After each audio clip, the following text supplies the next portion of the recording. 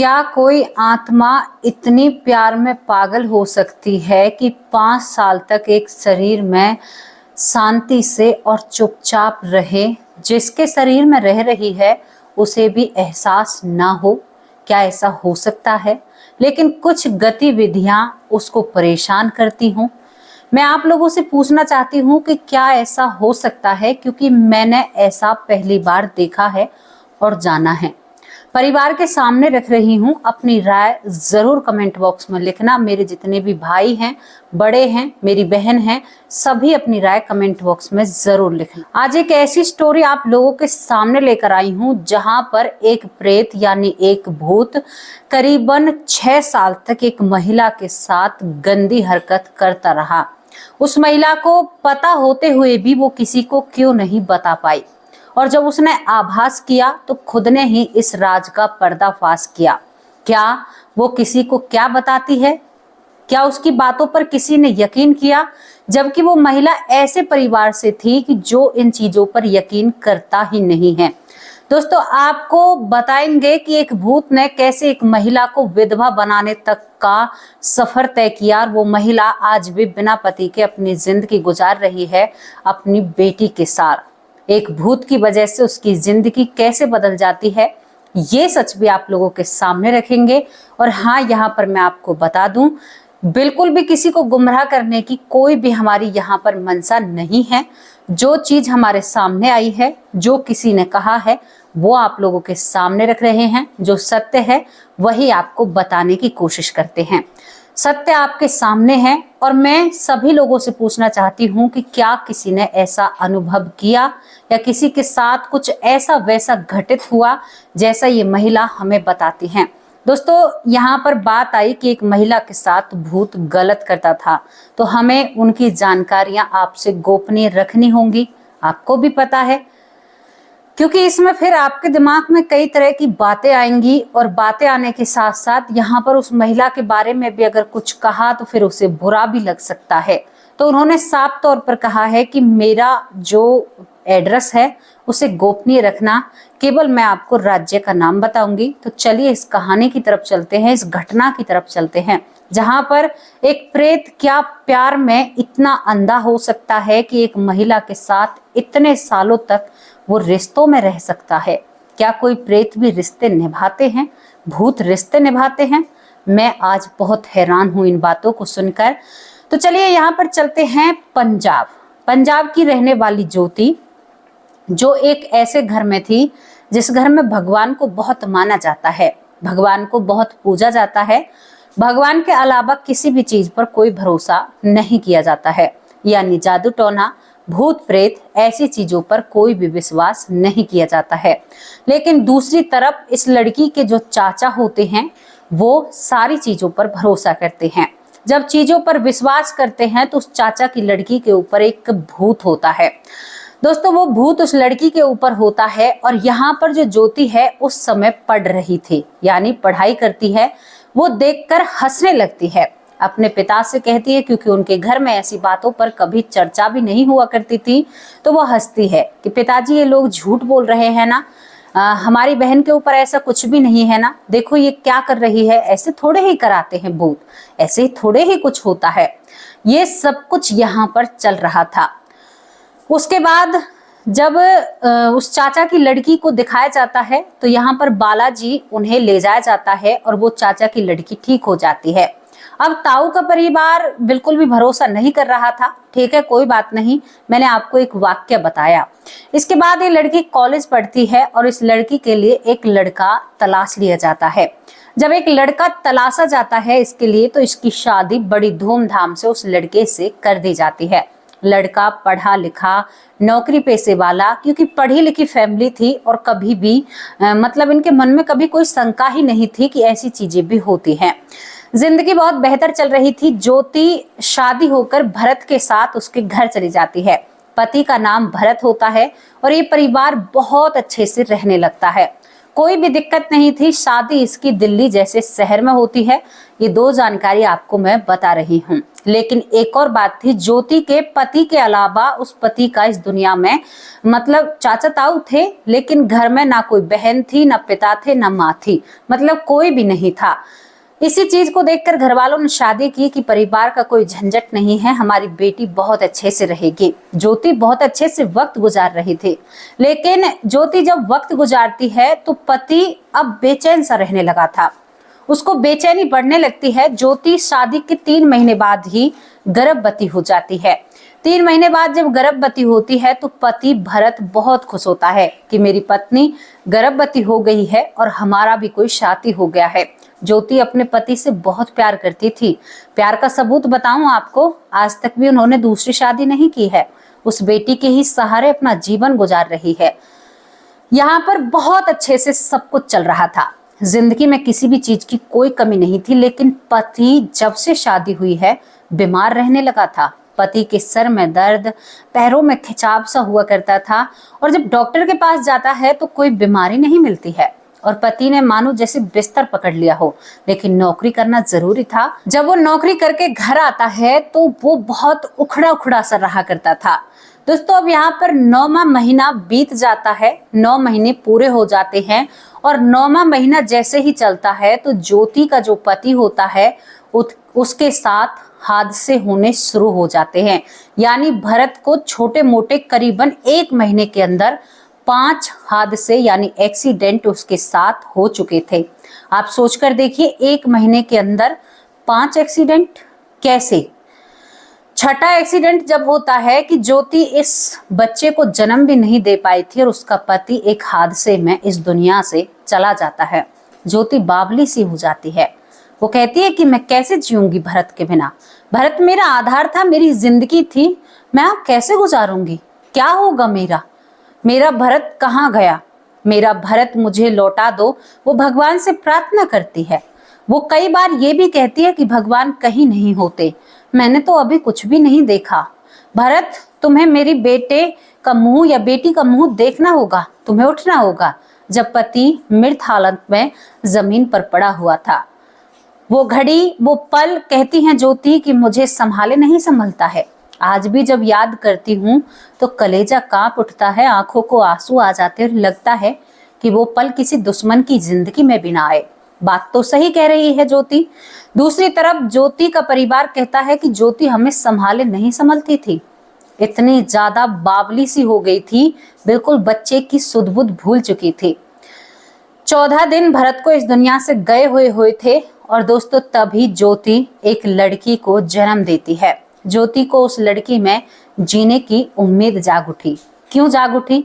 पति नहीं था, आखिरी सहारा यही था। ज्योति अपनी बच्ची के साथ वक्त गुजारती है, लेकिन ज्योति को अपने शरीर में बदलाव नजर आ रहे थे। जो सिर में दर्द पति के होता था, अब वो दर्द ज्योति को होने लगा था। पेट में तकलीफ, और सब जानते थे कि शायद पति नहीं है, इसी वजह से उदास रहती थी। लेकिन ज्योति कहती है कि मैं बेटी को देखकर खुश हो गई थी, लेकिन पति का गम तो मैं आज भी नहीं भुला सकती। लेकिन मेरा शरीर टूटता था, मेरे शरीर में दर्द रहता था। मुझे लगता था कि मेरे कंधों पर दबाव है, मेरे कंधों पर वजन रखा हुआ है। जब मेरा पति जीवित था तब भी मुझे गंदे सपने आया करते थे। एक गोरा चिट्टा जवान व्यक्ति मेरे साथ गलत हरकत किया करता था, लेकिन जब मेरी आंखें खुलती थी तो कोई भी नहीं था। मैं इसको सपना मानकर कई बार मैंने अपने पति को बताया तो मेरे पति कहते हैं कि वैसे ही तुम्हें कोई सपना आ गया है। उसके बाद की भी बात ज्योति बताती है कि मेरा शरीर बहुत दर्द किया करता था। जब मैं सुबह उठा करती थी तो मेरे शरीर में दर्द होता था, लेकिन वो कभी कभार होता है। जब से पति इस दुनिया से गया है तब से उसके साथ ये हरकतें ज्यादा होने लगती हैं। कभी कभी उसे एहसास होता है कि कोई सर पर खड़ा हुआ है।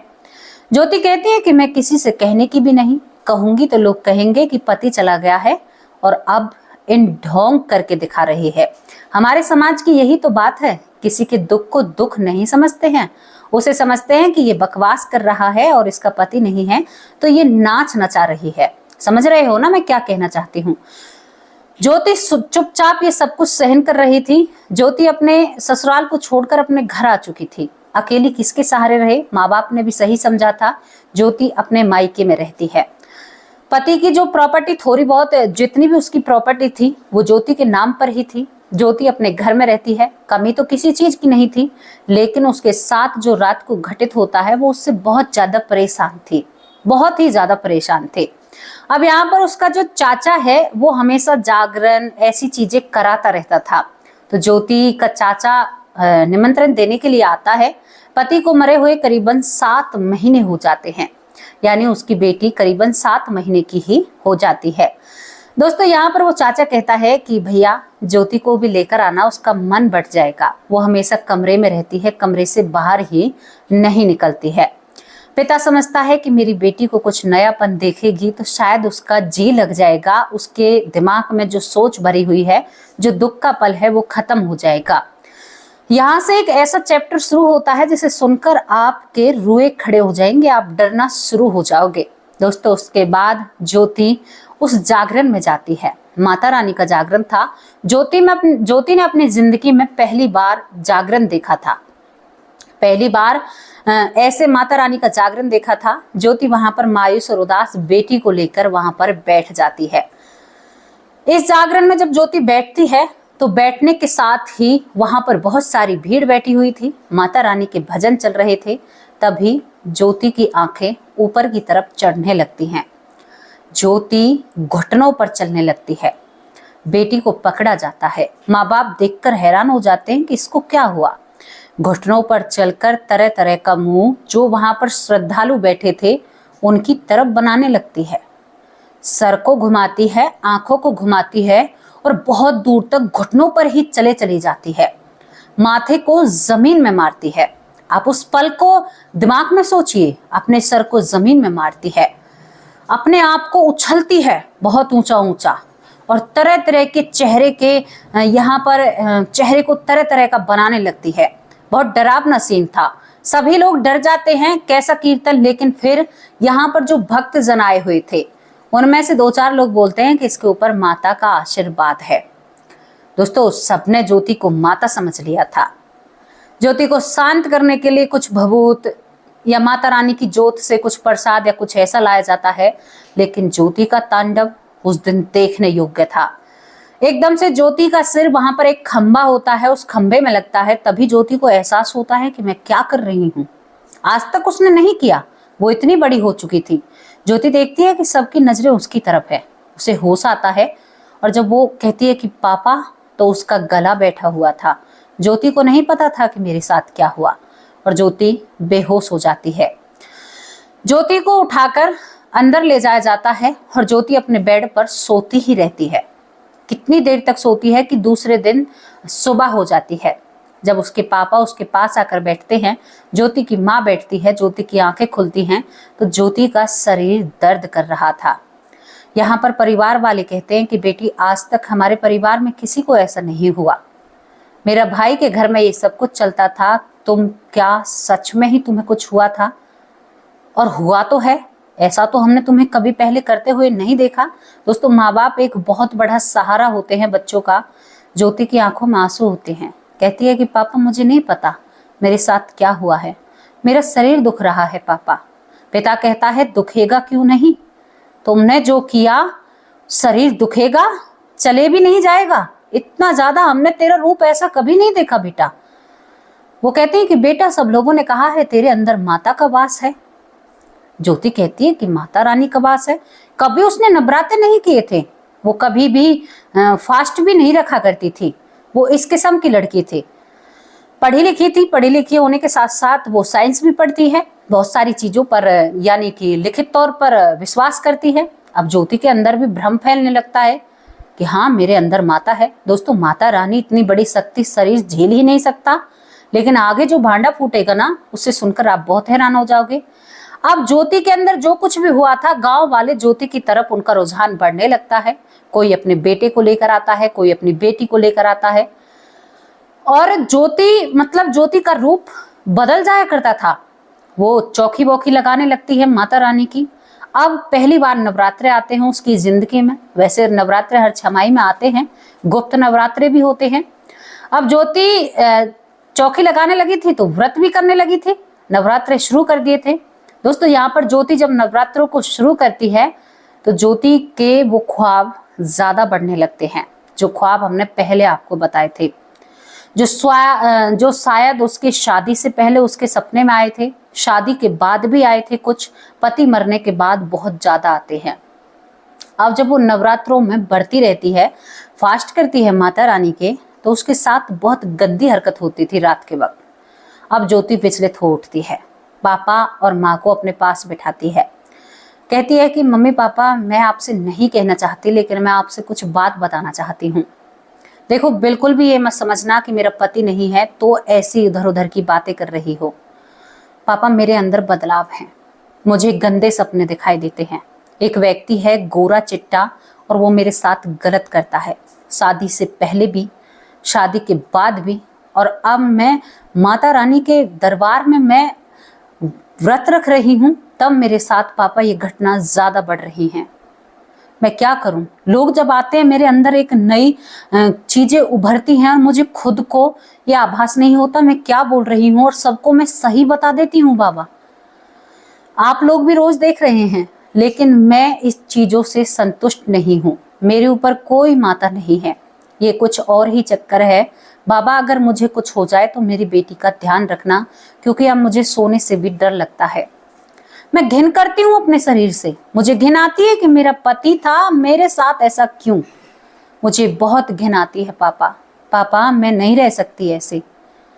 मैं अपने बाप के आगे ऐसी बातें कर रही हूँ जबकि मुझे ये बातें नहीं करनी चाहिए, लेकिन अब मैं परेशान हो चुकी हूँ और मैं इन चीजों पर विश्वास भी नहीं करती। मेरे ऊपर कोई माता नहीं है, अगर माता होती तो मुझे ऐसे सपने नहीं आते।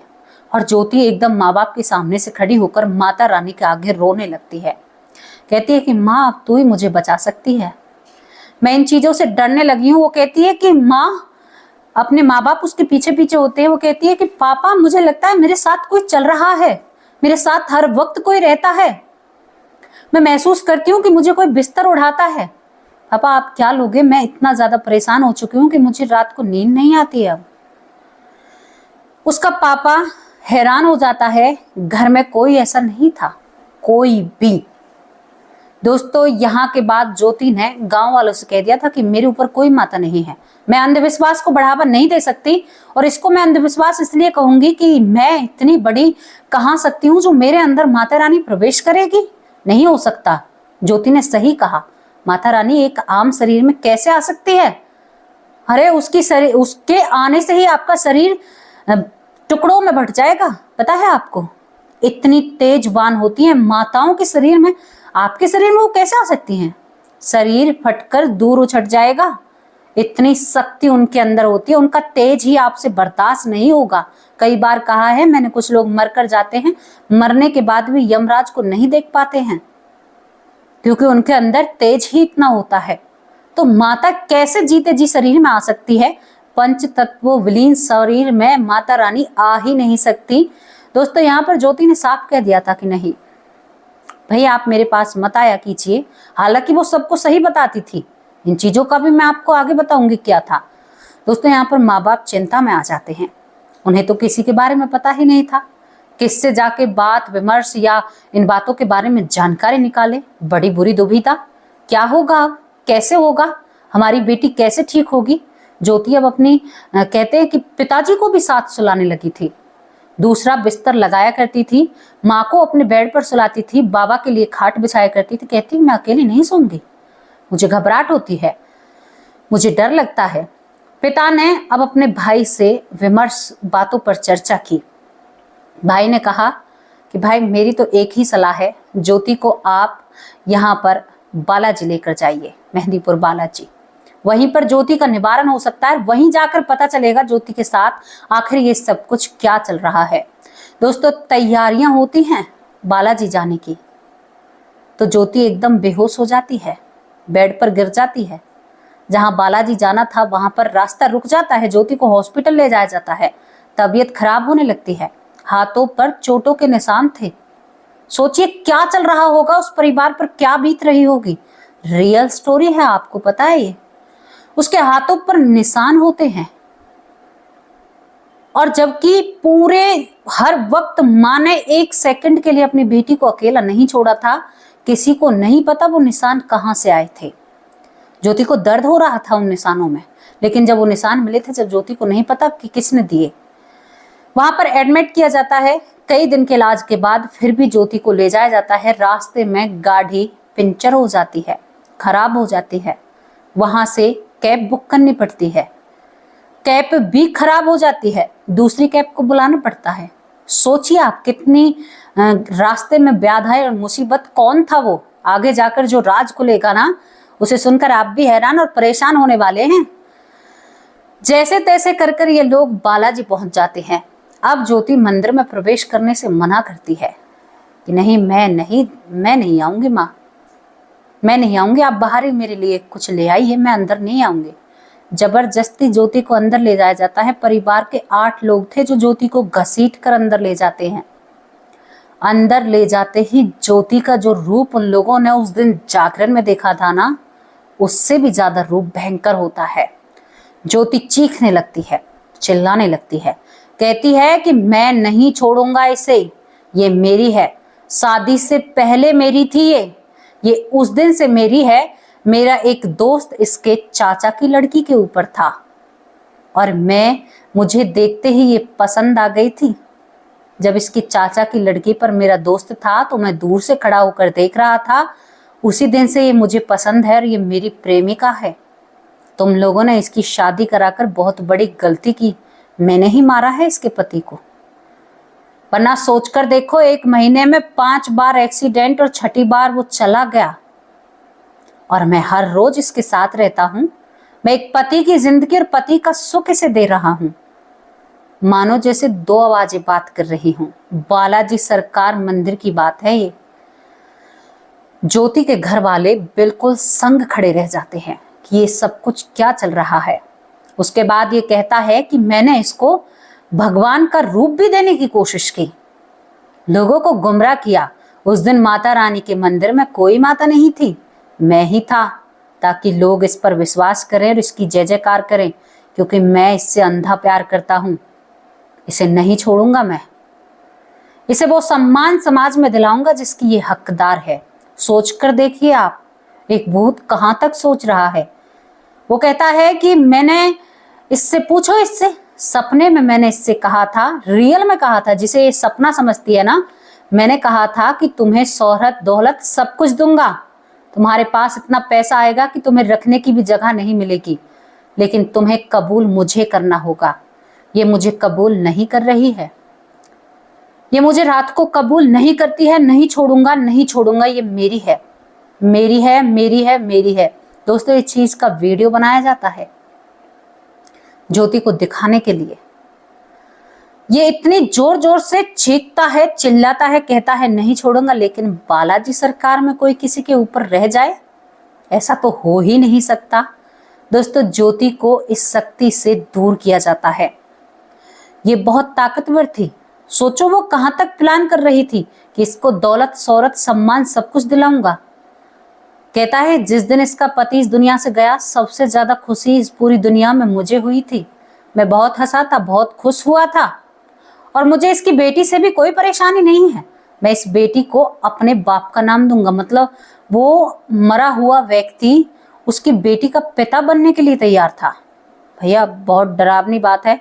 मैं खुद सुनकर हैरान हो चुकी थी। आप सोचिए, एक भूत बाप बनने के लिए तैयार है। पूरी वीडियो होती है, वहां पर इसके ऊपर जो करना था वो किया, इसको ठीक किया गया। जब ज्योति ठीक होने के बाद उसका शरीर दर्द करता है, क्योंकि वो घुटनों पर बहुत दूर तक चला करती थी। मानो उसके अंदर कितनी जान और कितनी ताकत हो। अब इसके बाद जब ज्योति ठीक हो जाती है तो उसको 5 बार बालाजी मंदिर जाना था। कहा था वहां के पुजारियों ने, जो वहां पर होते हैं, तो 5 बार ही ज्योति मंदिर जाती है। 5 बार जब वो देखती है तो देखती है कि इसको सपना आता है, वो बालाजी मंदिर में बंधा हुआ है, वो आत्मा वहां पर बंधी हुई इसको नजर आती है। वीडियो जब ये देखती है तो ये हैरान हो जाती है कि क्या ये मैं ही हूं, मैं ऐसा करती हूं। और उसके साथ उस दिन के बाद आज तक भी कोई गंदी हरकत सपने में नहीं हुई है। और वो अपने पति भरत से इतना प्यार करती है, जिसके साथ वो करीबन 1.5 साल ही रह पाती है, 1-1.5 साल। उसी के ख्वाबों में आज तक वो जिंदगी बिता रही हैं। उन्होंने शादी नहीं की है, अपनी बेटी की परवरिश कर रही हैं, नौकरी करती हैं, बेटी को पढ़ा रही हैं, लिखा रही हैं। दोस्तों, ये घटना साबित करती है ऐसी चीजों के बारे में जो शायद मरकर भी आपको परेशान कर सकती हैं, शायद मरकर भी। क्योंकि ज्योति ने कभी भगवान को मानती थी, लेकिन कभी किसी का उपवास, कभी किसी में वो श्रद्धा नहीं दिखाई थी जिससे उसका ऑरा मजबूत बने। मैं आपको ये बात क्लियर क्यों करना चाहती हूँ, क्योंकि कई बार मैं अपनी वीडियो में बोलती हूँ कि जिसके ऊपर भगवान का हाथ होता है उसे ऐसी चीजें छू भी नहीं सकती, लेकिन आप दूर से कर रहे हो कि हाँ भगवान है, माँ बाप बहुत आस्था और विश्वास के साथ रहते हैं, लेकिन बच्चा हाँ ठीक है अपनी मौज मस्ती में जीना। और दोस्तों, जब ही से वो उसके पीछे लगा था। तो कैसी लगी आप लोगों को ये स्टोरी, इसके बारे में अपनी राय जरूर रखना, और आप कितना इसको समझते हो उसके बारे में भी अपनी राय रखना, और किस तरह से आपको ये स्टोरी किस एंगल से सही लगी। क्या इसमें कोई मतलब ऐसी चीज है जो आपको विचलित कर सकती है, हमें अपनी राय कमेंट बॉक्स में जरूर रखना। और समझ लेना, जितना आप भगवत आश्रय में रहोगे उतना ही ऐसी चीजें आपसे दूर रहेंगी। क्योंकि ज्योति कभी भगवान का नाम, कभी उसने राम नाम जपा ही नहीं था। केवल हाँ कि भगवान होते हैं, बाकी कोई चीज होती नहीं है। चाचा की लड़की के पास से वो आया था और उसके लिए उसने मतलब अपने दिल के दरवाजे खोले थे। वो ऐसा प्रेत था, मरने के बाद प्रेम ढूंढ रहा था।